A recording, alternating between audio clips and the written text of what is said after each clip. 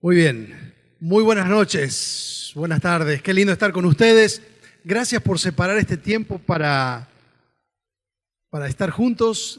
Felicitaciones por estos 36 años, que Dios les bendiga, les siga dando la visión, el gozo de seguir sirviendo a esta comunidad.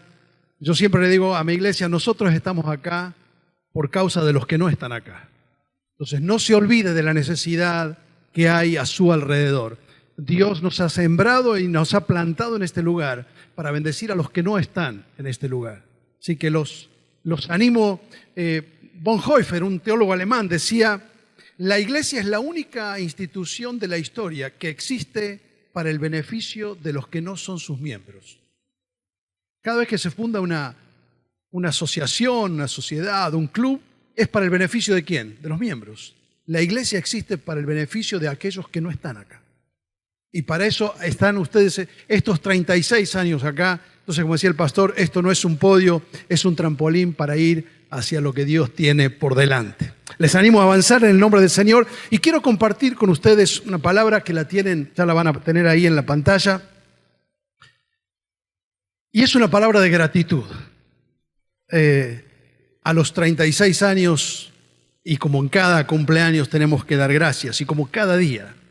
Y por eso puse esta frase, gracias totales. Decía esta mañana que siempre me atrapó la musicalidad de esta frase, que ya ustedes todos la conocen porque es la frase con la que se cerró un capítulo icónico de la cultura musical argentina. Y me llamó siempre esa atención que tiene esta frase, porque es como que suena a la intención de querer expandir la palabra gracias hasta el extremo.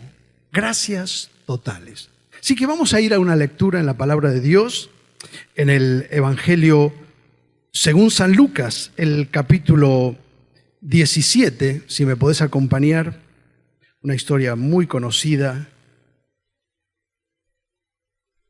Versículo 11, dice así la palabra del Señor. Lucas 17, 11. Yendo Jesús a Jerusalén, pasaba entre Samaria y Galilea, y al entrar en una aldea le salieron al encuentro 10 hombres leprosos, los cuales se pararon de lejos y alzaron la voz diciendo: Jesús, Maestro, ten misericordia de nosotros. Cuando él los vio, les dijo: vayan y muéstrense a los sacerdotes. Y aconteció que mientras iban por el camino, fueron limpiados. Entonces, uno de ellos, viendo que había sido sanado, volvió glorificando a Dios a gran voz y se postró rostro en tierra a sus pies, dándole gracias. Y este era samaritano. Respondiendo Jesús dijo: ¿no son 10 los que fueron limpiados? ¿Y los otros 9 dónde están? ¿No hubo quien volviese y diese gloria a Dios sino este extranjero? Y le dijo al hombre: levántate, vete, tu fe te ha salvado. No hay un elemento más capaz de congelar una relación que la ingratitud. Lo voy a decir al revés. La gratitud tiene la bendición de potenciar las relaciones. Y la gratitud juega un papel fundamental en la dinámica de toda relación. Sin embargo, la gratitud es una de las virtudes menos practicada. Dígame usted, ¿qué es más difícil? ¿Pedir perdón o dar gracias? ¿Qué le parece? La respuesta es sí, porque ambas son igual de difíciles, porque ambas se chocan con el yo. Para pedir perdón tengo que admitir, fui yo quien lo hizo. Pero Para dar gracias, tengo que decir, no fui yo quien lo hizo. Pero nosotros invertimos los polos. Cuando tengo que dar gracias, digo, pero ¿y por qué tengo que dar gracias? Si después de todo yo hice mérito, fui yo quien lo hizo. Y cuando tengo que pedir perdón, busco una excusa para decir, no fui yo quien lo hizo. Por eso la gratitud es un gesto de humildad. Por otro lado, la ingratitud, no hay algo que describa o que desnude el nivel de orgullo que tenemos en sangre como la ingratitud. Como les decía recién, la ingratitud provoca una tensión en toda relación, por cercana que sea. Cuando hay ingratitud, la ingratitud provoca una tensión, congela la dinámica de la relación. Porque la persona se plantea, si estás en una relación donde no tenés un feedback, la persona se pregunta, ¿hasta dónde yo tengo que seguir invirtiendo en una relación en la que del otro lado lo único que recibo es ingratitud? En toda dinámica de relación se da esto, ¿no? Está el mensajero, el emisor y el receptor. Y el puente que une al emisor con el receptor es el mensaje. En este caso yo estoy oficiando de mensajero, soy el emisor, vos estás ahí como el receptor y el mensaje nos une. Ahora, mira lo particular de la ingratitud. Y es que la ingratitud es un lenguaje no verbal que le permite al receptor escuchar algo que el emisor no ha dicho. Es que la persona está ahí como pensando, ¿qué me habrá querido decir con lo que no me dijo? Porque falta algo en lo que me está diciendo. Y esto es muy importante porque nosotros pensamos, en nuestra cultura particularmente, sé que en otras culturas es muy importante y es sagrada la propina, pero en Argentina por ahí a veces la gente piensa que la propina, cuando estás en un restaurante, en un bar, la propina es algo neutro. Si lo das, está bien, quedas bien con la persona, y si no lo das, zafa. Y a veces pensamos que la gratitud es así. Si doy gracias, quedo bien. Y si no, pasó. Pero en realidad, no es neutra. Cuando la gratitud se calla, siempre la ingratitud es la que estalla. Es algo que decimos a partir de lo que callamos. Por eso siempre se está diciendo algo. Cuando no comunico gratitud, estoy gritando algo con lo que estoy callando. Y ahora esto nos aterriza en el relato que acabamos de leer, que no es una parábola, es una experiencia de la vida de Jesús. Él está caminando y el escritor Lucas repara en el detalle que Jesús estaba en una zona caliente, limítrofe entre judíos y samaritanos que no se trataban entre ellos. Por eso el texto señala específicamente, dice que estaba en el límite entre Galilea hacia arriba y Samaria. Porque en esa zona eran zonas poco pobladas y ahí había ido un grupo de leprosos a vivir. Los leprosos era una enfermedad incurable, litúrgicamente eran impuros. Por eso cada vez que Dios, no sé si has notado esto para los que leen los evangelios, cada vez que Dios sana a una persona se dice que la sanó, pero cuando sana a un leproso nunca se dice que lo sanó, se dice lo limpió. Porque la persona era totalmente marginada por una cultura que era templocéntrica, que era religiosa, y si vos estabas marginado de la adoración, estabas marginado prácticamente de la vida social, por el grado de contagio que tenía la lepra, que necrosaba los tejidos, daba un olor nauseabundo, parte de los miembros se iban descomponiendo, entonces las personas debían pararse lejos, por eso dice el texto, ellos se pararon de lejos de Jesús. Y da un detalle, y es que, como decía Borges, el espanto los ha unido, porque aunque judíos y samaritanos no se tratan, ahora están conviviendo. Y el detalle que da Lucas es importante, porque donde ellos se encuentran con Jesús, están a 120 kilómetros de Jerusalén. Por eso nos da ese detalle. Cuando ellos le vienen a pedir a Jesús ser sanados, Jesús no hace lo que ha hecho en otras oportunidades, cuando incluso llegó a abrazar a los leprosos. No los sanó. Jesús les dijo, vayan y muéstrense a los sacerdotes. ¿Por qué les dijo esto? Porque en el caso de que un leproso fuese sanado, él tenía que recibir yo lo pondría hoy así, como un certificado de salud pública.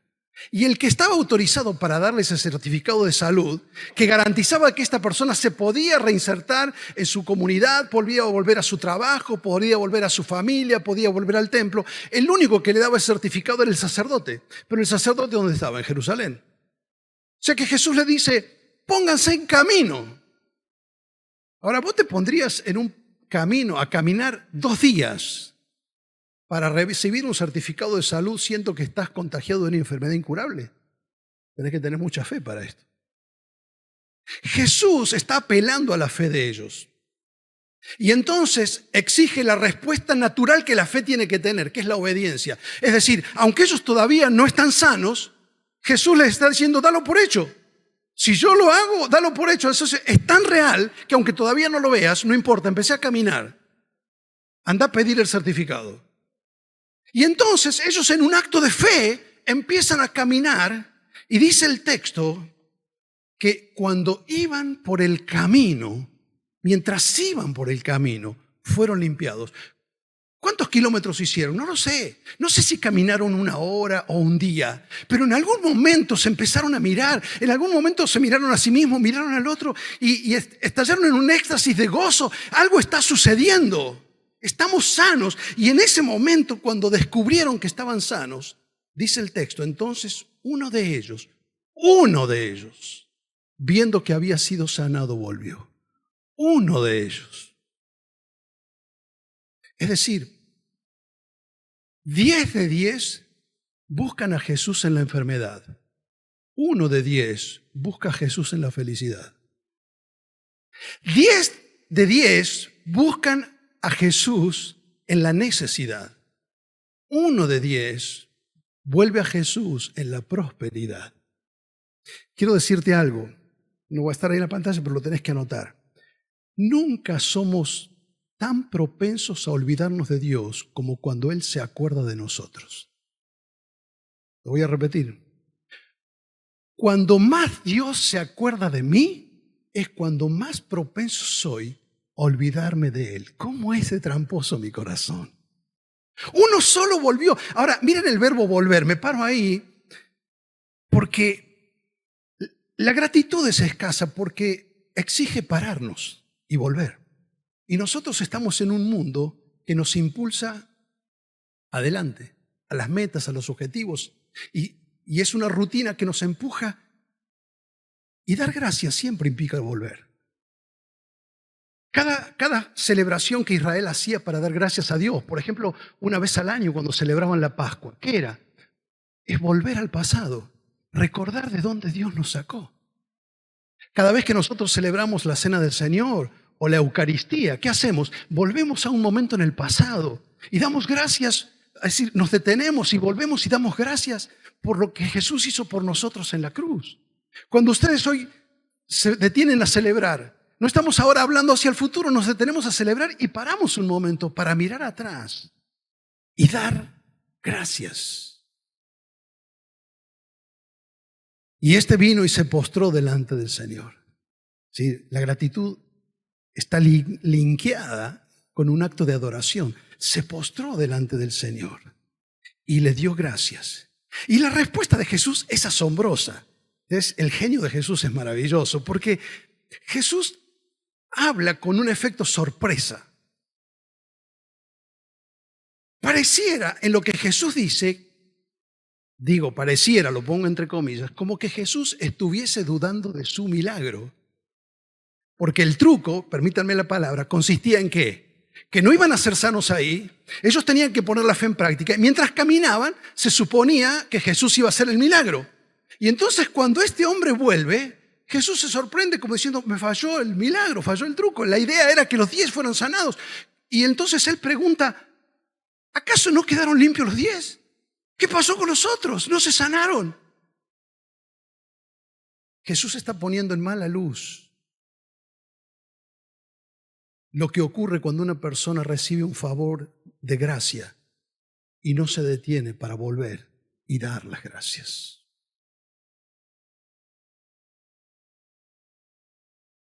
Dice el texto, ¿acaso no quedaron limpios los 10? Y ahí viene la pregunta, ¿y los 9? ¿Dónde están?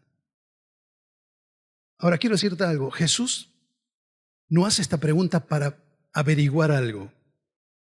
Él está con esta pregunta mostrando que falta algo. Es decir, ¿dónde están? Significa, acá falta algo. ¿Por qué? Te lo voy a poner de esta manera, ahí lo vas a entender. Siempre que yo recibo un acto de gracia de otra persona, un favor, y en definitiva de Dios a través de otra persona, y no devuelvo gratitud, queda una tensión abierta, queda un círculo abierto. Hay algo que no se ha cerrado y ahí queda congelada la escena. Es decir, si no se devuelve con gratitud, el círculo queda abierto, falta algo. Jesús dice, acá falta algo, ¿dónde están los otros 9? Esto me hace acordar de mi infancia y seguramente la tuya, cuando tu abuela, algún familiar, algún mayor te daba una golosina y vos la agarrabas y la agarramos y salíamos corriendo y escuchábamos que decía, para, ¿qué falta? Y esa pregunta nos decía, falta cerrar el círculo, falta algo. Y así aprendimos que cuando yo recibo, falta algo. ¿Qué falta? Dar gracias. Y Jesús dice, acá falta algo, ¿dónde están los otros 9? Ahora, pensá en los otros 9. ¿Acaso no están contentos de que fueron sanos? Imagínate, esta gente pudo volver a abrazar a su familia. De pronto descubrieron que son sanados de una enfermedad que es para ese momento incurable. Como si un médico dijese a una persona, mira querido, esto es un cáncer terminal. Anda despidiendo tu familia. Esta persona ha estado viviendo en la marginalidad. Implica que ahora puede abrazar otra vez a sus hijos, puede volver a su pueblo, puede volver a su trabajo. ¿Se sentirán agradecidos? Sí. El problema es que una cosa es sentirse agradecido y otra cosa es ser agradecido. Y tal vez esto te ayude, bueno, ahí está cómo se cierra el círculo con la gratitud. Tal vez esto te ayude a entenderlo. Es la expresión y no la emoción lo que vitaliza la relación. Es decir, si yo tengo la emoción pero no tengo la expresión, estoy dañando la relación. Dice el libro de Proverbios que es mejor la reprensión manifiesta que el amor que se siente pero no se expresa. Lo vamos a poner de esta manera para que lo entiendas, en pantalla dividida. No es lo mismo estar agradecido que dar gracias. O vamos a decirlo así, no es lo mismo estar agradecidos que ser agradecidos. No sé si lo habías pensado de esta manera. Estar agradecidos es un estado interior. Yo estoy agradecido. Es un estado interior. Pero dar gracias es un acto exterior. Sentirme agradecido, estar agradecido es un sentimiento. Dar gracias es una acción. En Estados Unidos celebran el Día de la Acción de Gracias. ¿Por qué? ¿Saben qué? La palabra Eucaristía, en el Nuevo Testamento se traduce gracias, pero la palabra Eucaristía significa acción de gracias. Es decir, es una acción. Pablo dice, estén siempre gozosos, oren sin cesar. ¿Y después qué dice? ¿Siéntanse agradecidos? No. No basta con sentirme agradecido. Eso es lo que es la esencia de la adoración y de la alabanza. Porque si yo me siento agradecido, pero no expreso eso, la adoración es justamente cuando yo el sentir que tengo lo expreso en un acto, ya sea cantando, adorando, orando, sirviendo, ofrendando, ayudando a otros. Son actos de adoración que es gratitud expresada. Estar agradecido es algo que yo tengo. Es decir, yo tengo un sentimiento de gratitud, pero ser agradecido es algo que doy. Doy gracias. Por eso yo me siento mal si alguien me dice que soy desagradecido. Si alguien te dice, sos un desagradecido, te vas a sentir juzgado. Me siento juzgado porque digo, ¿por qué él me dice que soy desagradecido? Está juzgando mis sentimientos. Cuando en realidad la persona tal vez no está juzgando mis sentimientos, está evaluando mis acciones. Porque si yo lo siento, pero no lo expreso, todo se queda en mí mismo. Por eso, para estar agradecidos, no necesito relacionarme con otros. Porque estar agradecido es algo individual, es algo personal. Pero el dar gracias, el ser agradecido, requiere de interacción, de vida comunitaria, de relación, de amigos, de familia, de iglesia. Es decir, no basta con sentirlo, es necesario expresarlo. Esa es la diferencia entre sentirse agradecido y dar gracias. Aquí 10 se sintieron agradecidos, pero uno solo dio gracias. Entonces, para cerrar un poco la idea y no marearlos más con este tema, 2 o 3 conceptos sobre la ingratitud y sobre la gratitud. Primero, la ingratitud no admite excusas. Cuando Jesús dice, los otros 9, ¿dónde están? No es que está esperando una explicación. Porque cuando vos querés explicar por qué no diste gracias, como decimos nosotros, no aclarés que oscurece. Cuando querés explicar la ingratitud se vuelve más ingrata.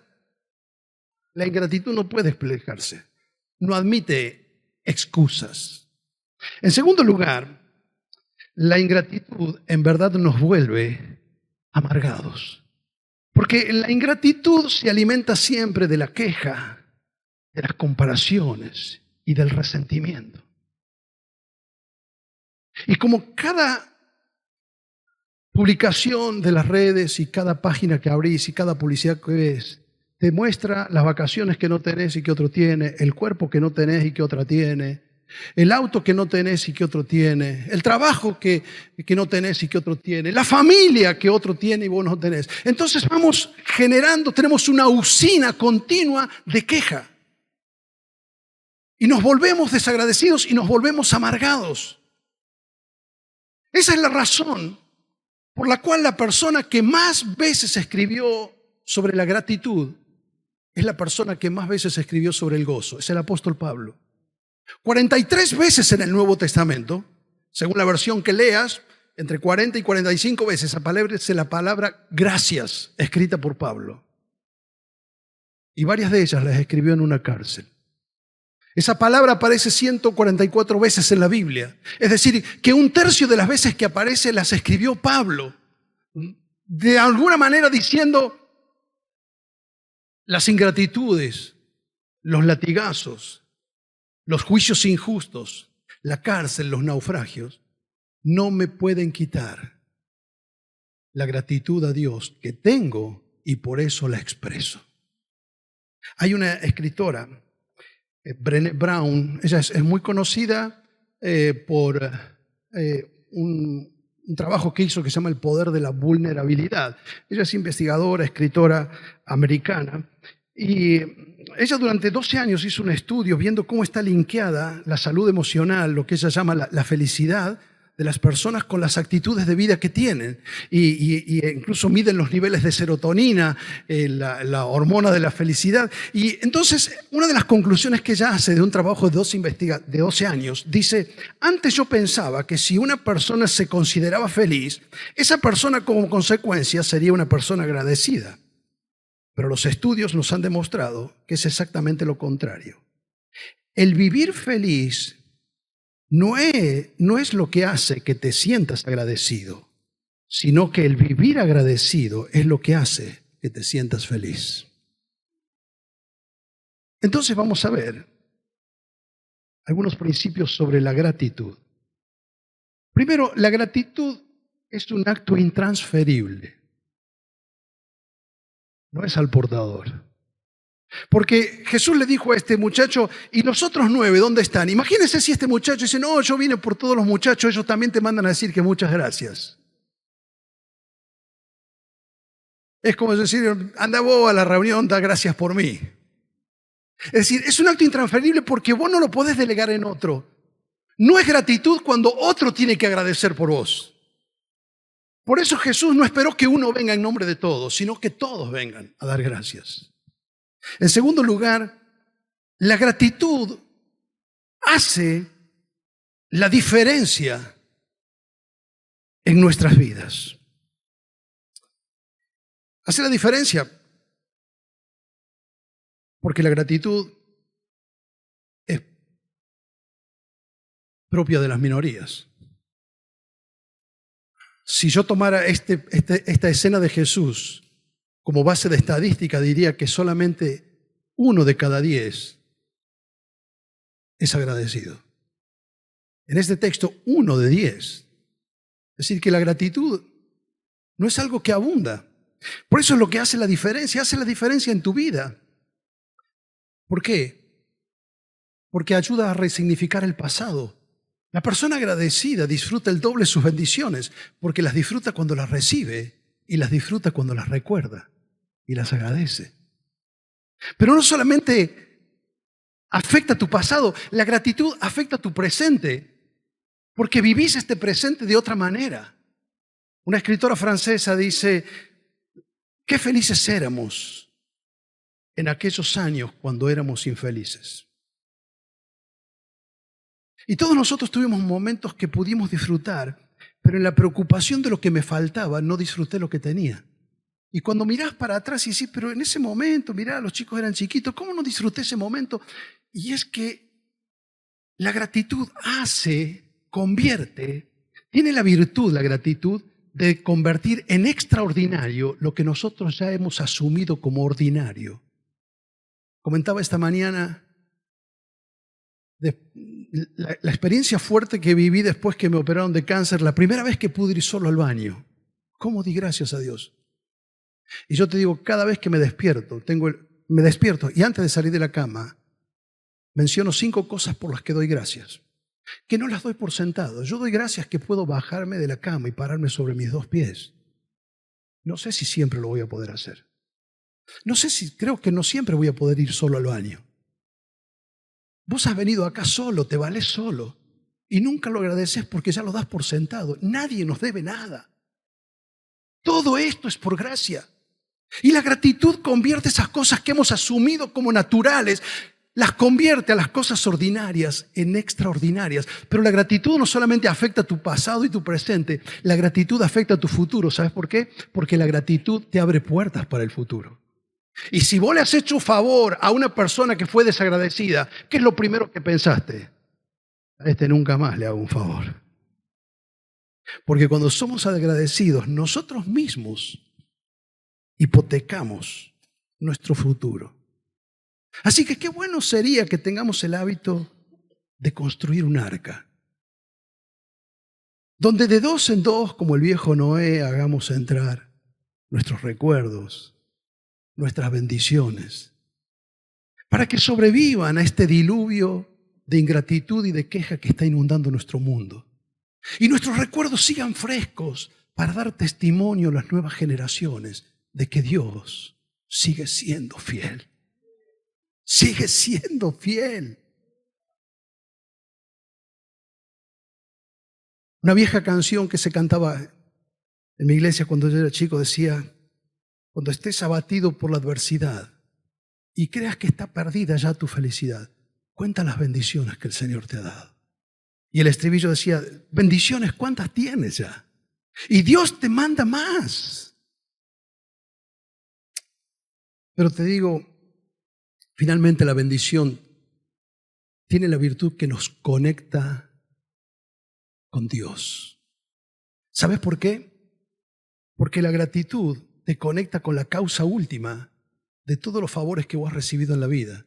Porque detrás de cada persona que te ha bendecido, tu papá o tu mamá, las personas que te han ayudado hasta llegar hasta acá, son personas que Dios puso en tu camino.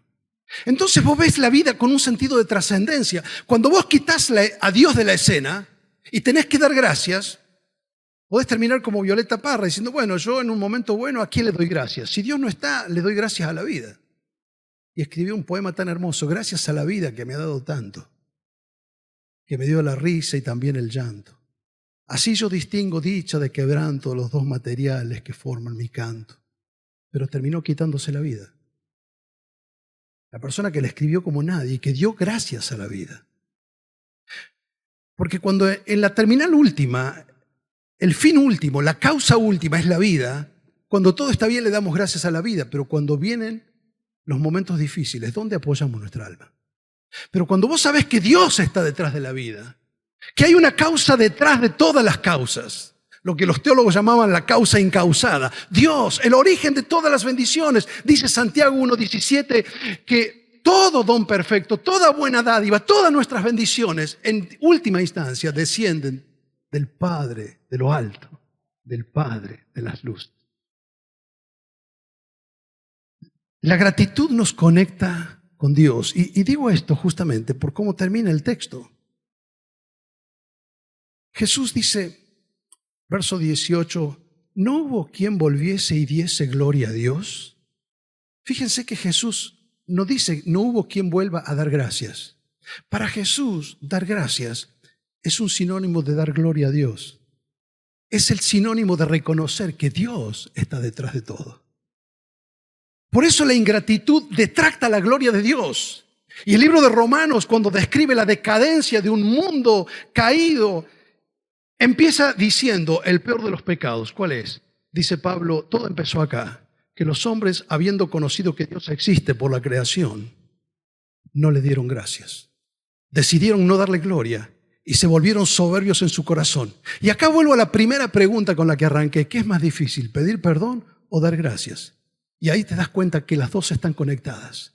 Y Pablo dice, acá arranca la decadencia de la humanidad. Y que cuando los hombres no están dispuestos a reconocer a Dios, a arrepentirse delante de Dios y a dar las gracias a Dios, entran en el declive de su vida. Y este hombre viene a dar gracias. Y se fue con un bien mayor que el que venía a agradecer, porque Jesús le dijo, tu fe te ha hecho salvo. Es decir, 9 se fueron con el milagro, uno solo se fue con la salvación. Se fue con la vida limpia. No solamente 9 se fueron con el cuerpo limpio, pero Jesús no vino por un cuerpo limpio, vino por mucho más que eso. No vino solamente para que tengas, como Él dice, yo he venido para que tengan y tengan vida en abundancia. Eso implica que la vida cambia a partir de que Cristo entra en tu vida, pero eso implica que ahora tenés una nueva relación con Dios. Y eso es posible porque Cristo Jesús no vino al mundo para traer una religión, vino para traernos esto que le dice Él al hombre, tu fe te ha hecho salvo.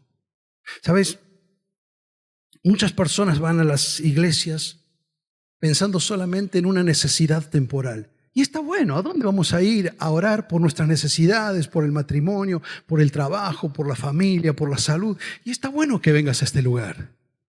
Pero, ¿sabes? Hay una necesidad mayor que trasciende a todas las contingencias que pasemos en este mundo. Y es que si nosotros nos atrevemos a entrar en la eternidad sin haber arreglado nuestras cuentas con Dios, estamos condenados. No hay un acto de mayor ingratitud que no responder al don maravilloso que Dios nos ofrece en Cristo. Y es que Jesús murió por nuestros pecados y resucitó para darnos el perdón, la salvación y la vida eterna. Y entonces al volvernos a Él, encontramos el perdón. Cuando podemos decir, Señor, gracias.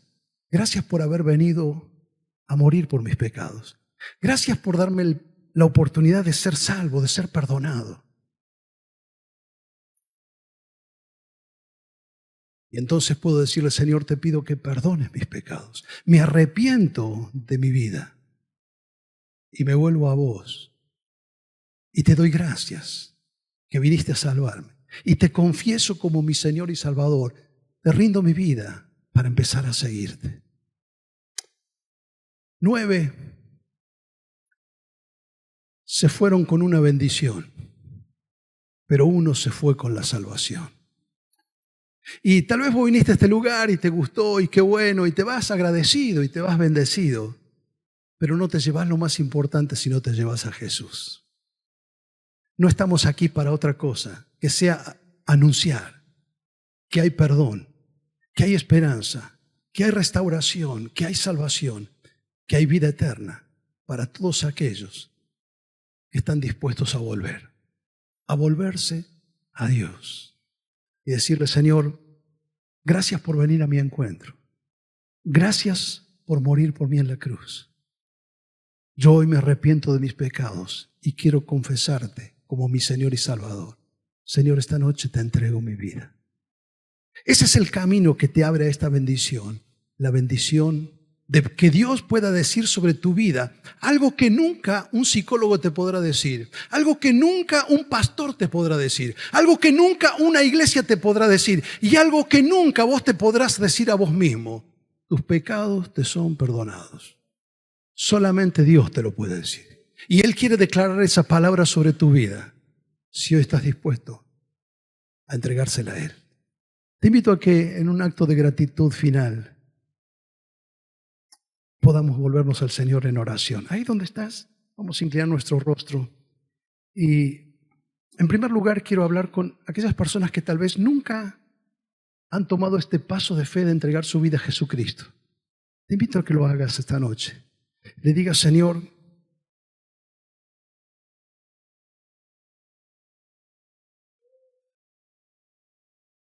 me arrepiento de mis pecados y te doy gracias porque has venido a morir por mí y porque creo que has muerto por mis pecados y que has resucitado y vives. Es que hoy vengo a pedirte que seas mi Señor y mi Salvador. Te entrego mi vida, Señor. Decirle así: Señor,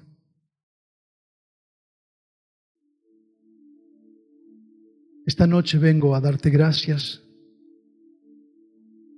por haber muerto por mí y porque sé que resucitaste y estás vivo. Vengo a pedirte que me perdones, que me recibas como un hijo. Esta noche he vuelto, como aquel hombre que volvió, como aquel hombre que no es la mayoría, tal vez no es la mayoría que va a hacer esa oración esta noche aquí. Pero me gustaría orar por aquellas personas que esta noche han hecho este clamor al cielo. Si estás aquí y has hecho por primera vez esta oración al Señor, me gustaría orar por vos. No voy a pedir que salgas de tu lugar, solamente para individualizar. Si hay alguien por quien voy a estar orando, que levantes tu mano al cielo. Alguien, Dios te bendiga. Dios le bendiga, Señor. ¿Alguien más ha hecho esta oración al Señor diciendo: Señor, te entrego mi vida? Dios te bendiga. Dios le bendiga, Señor. Sí, perdón, por allí no veía. Gracias. Sí, Dios le bendiga. El pastor Diego después va a invitarlos simplemente para darles un consejo final y una palabra de ánimo frente a este nuevo comienzo en su vida. Pero déjame orar por ustedes esta noche.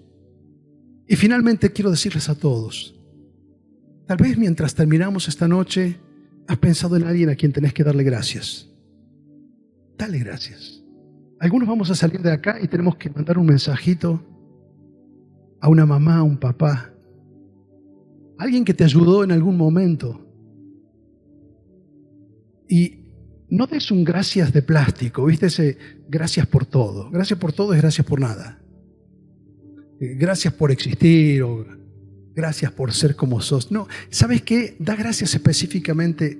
Gracias por haber estado en ese momento. Gracias por ese mensajito que me enviaste. Gracias por acompañarme con tu amistad. Gracias por haberme hablado del Señor. Algunos de ustedes tendrían que dar gracias a las personas que les sirven. Aprende a ser agradecido. Cuando sos agradecido, lo que tenés vale el doble. Nos ponemos de pie. Señor, gracias. ¿Cómo no darte gracias por tu infinita bondad y tu misericordia? Señor, gracias por cada persona que esta noche ha manifestado públicamente que entrega su vida a Jesucristo, que a partir de hoy quiere seguirte. Oramos, Señor, que tu Espíritu Santo esté confirmando esta decisión en sus corazones y puedan experimentar tu paz, tu gozo y empezar una nueva vida como tú lo prometes, Señor.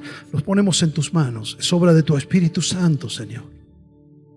Oramos por esta iglesia y te damos gracias, Señor, por el trabajo de todos estos años. Gracias, Señor, porque estuviste en esos momentos difíciles, cuando nuestra barca hizo aguas y parecía que era difícil seguir adelante. Porque tu provisión estuvo en esos momentos de necesidad. Porque nos levantaste en nuestras caídas, porque nos animaste en nuestro desaliento, porque perdonaste nuestros errores, porque nos sostuviste para seguir adelante. Y por eso hoy nos levantamos, Señor, y construimos un arca de recuerdos. Y en medio de este diluvio de quejas, en medio de esta inundación de descontento, aquí hay un pueblo que se levanta para decir: tenemos tantas cosas por las cuales dar gracias.